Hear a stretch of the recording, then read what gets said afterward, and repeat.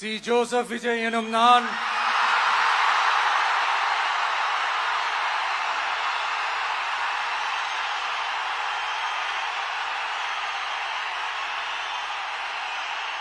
சட்டப்படி அமைக்கப்பெற்ற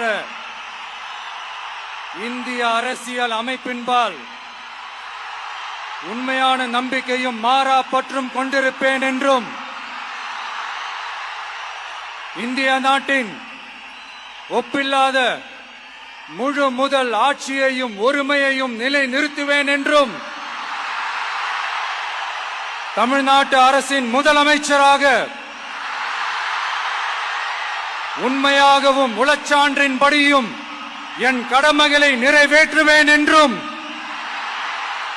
அரசியல் அமைப்பிற்கும் சட்டத்திற்கும் இணங்க அச்சமும் ஒருதலை சார்பும் இன்றி விருப்பு வெறுப்பை விலக்கி பலதரப்பட்ட மக்கள் அனைவருக்கும் நேர்மையானதை செய்வேன் என்றும் ஆண்டவன் மீது ஆணையிட்டு உறுதிமொழிகிறேன்.